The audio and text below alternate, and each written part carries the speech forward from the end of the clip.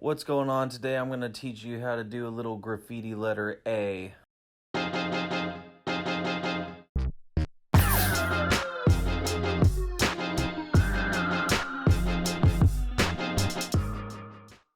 First of all, you want to start off with just drawing that uppercase A. Of course, the lowercase a is a little bit different. We're going to be working on the capital letter A. I like to start with those capital letters. It kind of teaches you a little bit about the form of the letter.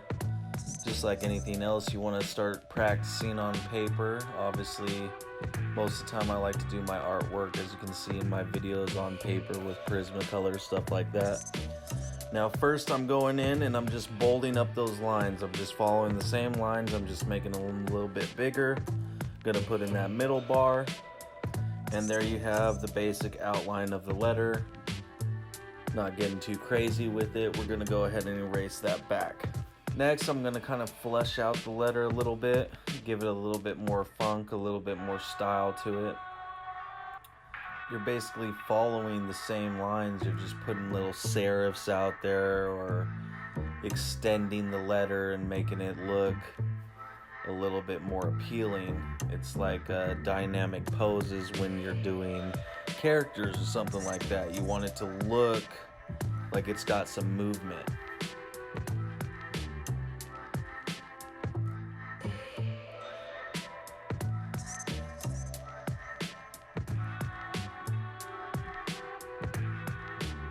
Now obviously you can see I'm using Photoshop. Adobe Illustrator is probably the next thing I would want to use if I was going to make a shirt or something like that.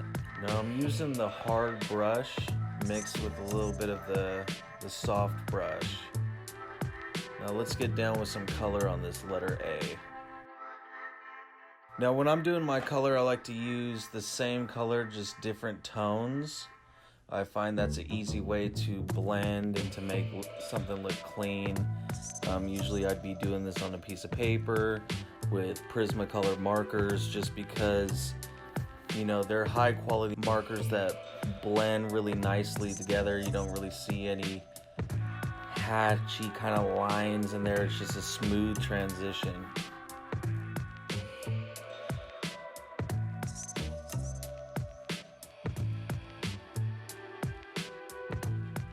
I like to start off light, add the dark, blend in the dark into the light, make it just a smooth transition, a smooth fade.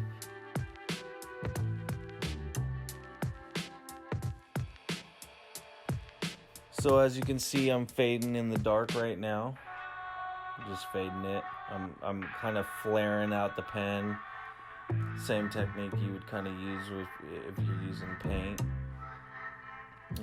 Any kind of paint, any kind of pen, any kind of paint marker. I mean, it's just basically pushing down the tip and bringing it up with a little flick, like you're flaring it out. Now this is an easy way to give your color some style. I mean, it's bubbles, it's spots, dots, whatever you want to call it. It's just a smooth way to bring that transition from dark to light and bring it into the light surface, giving it some style. Now of course I'm just showing you the basics. You don't want to necessarily do the same kind of color pattern, the same kind of color.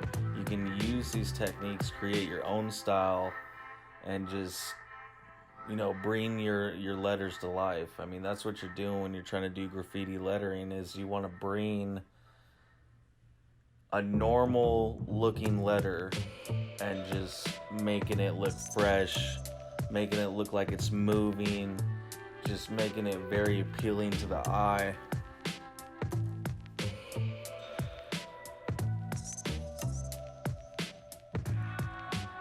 Now how I'm highlighting the inside of the A on the dark part. Now if you were using pen, this would be, you know, difficult. You probably wouldn't want to do it that way. You might want to flush out the inside highlights first and then add your darks. But if you were using paint, it's very easy to go back right over that darker color with a lighter color. As you can see, what I'm doing here is I'm putting a little like lightning texture going on in there. If I was to use paint, I would just get that lighter color again and just go right over that dark color, and it'd be no problem, especially if you're using some good quality paint or a paint pen or anything like that. It's going to go right over the dark with no problem. Probably one pass is good enough too.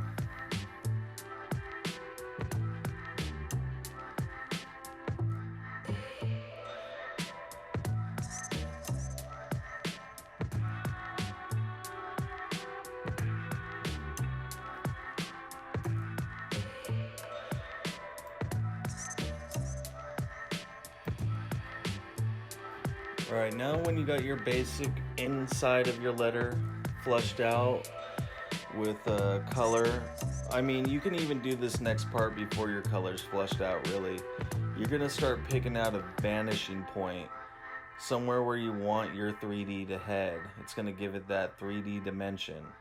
So I'm going to go ahead and show you, basically how you can start learning how that goes and how that works. Now, you don't have to copy how I'm putting this point out, but you can use this across the horizon line, which is basically like your eye level or wherever you want it to go, and you can place this dot anywhere. Now, after you place the dot, you're just going to take each one of your edges and you're going to go to that dot. Now, if you're doing this on paper, to try to learn how to get this 3D action down, you want to use your pencil really light right here. You don't want to have to erase a bunch of lines and worry about it still showing up after you're done with your drawing. So if you're doing this part on paper, just use it very, very lightly, because this is only just bringing where your 3D is going. And like I said, you can put this point anywhere along the paper, and then the technique is exactly the same. You just go into a different spot on the paper. After you have that worked out, you're going to start going basically horizontal, or in this case vertical, along the same line path as the outline of your letter. Depending on how big you want your 3D, you want to kind of stay around the general same size, and you want to follow that line, the outline of your letter, so that the 3D is routine across the board. You don't have big huge 3D in one spot, little 3D in the other spot. I mean, then it looks unproportionate and it doesn't look correct. So I'm just kind of fleshing that out, working that out a little bit. Once I have that done, if I was doing this on paper, this would be the part where I'd erase those lines that are showing me my 3D. And eventually you don't really need those lines at all. It's just kind of in your head, and you can just start deciding a point on your paper visually in your mind, and just draw your 3D going to that point.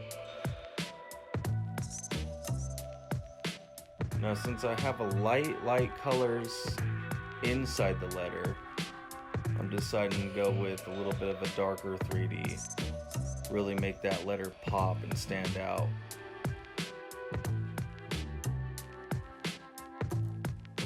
So now I'm just giving it some highlight. I'm kind of following the same technique as I would be doing with the inside of the letter.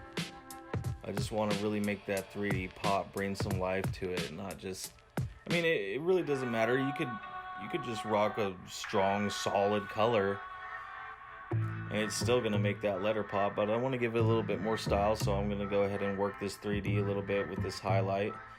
I think this magenta type color is going good with this violet, it's pretty like a dark burgundy. It's really making that green pop out.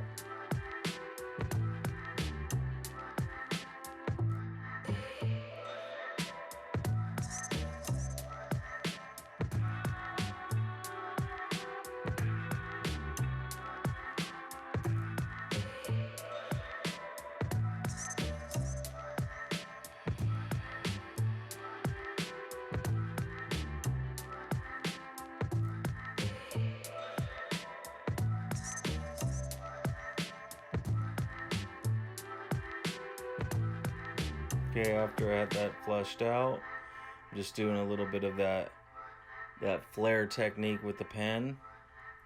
Just really making that 3D look cool, making it really stand out.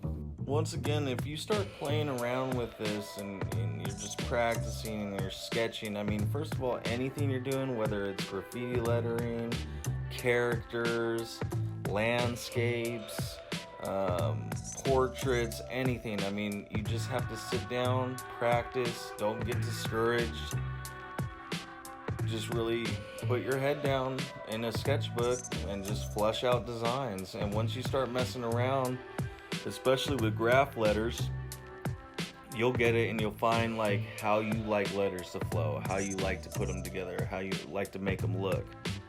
I'm only just trying to show a basic way of trying to get letter structure down when you're trying to do graffiti type letters. Now right here, I'm putting the background. I always like to do backgrounds. If you check out my other videos, you'll see a lot of my drawings have cool little backgrounds. But for this scenario, since I'm just doing, letters and I'm just trying to teach you the basics, I'm just going to keep it basic.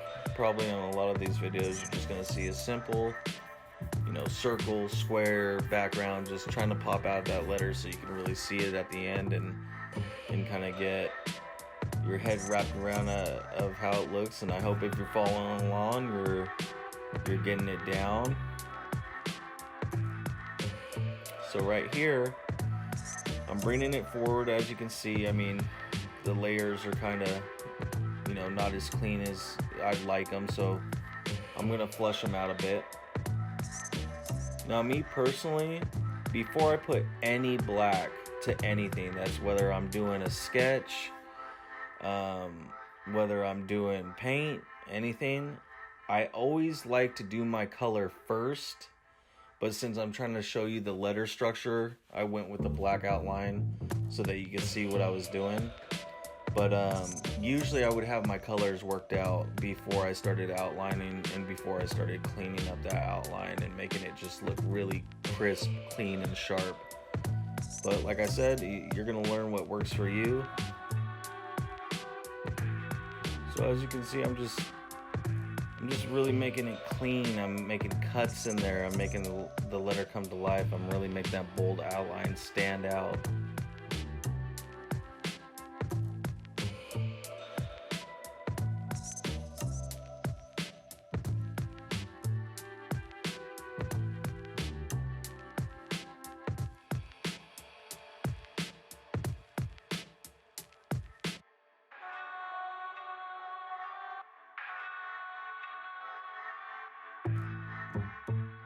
Now, like I said, in the end, when I'm all done with something, my personal favorite thing is just to do a border around what I just did. You can see it on all my videos, all my characters. I like to do nice, bold outline backdrops to it, just a nice border around whatever I'm drawing. It really makes it pop. Well, that's basically all I'm doing right here. I mean, if you're using Photoshop, the easiest way to not go over your other work, obviously, is just to put that layer behind, your color layer, your 3D layer, your outline layer, so that way there's no worry about covering up the stuff that you wanted to keep.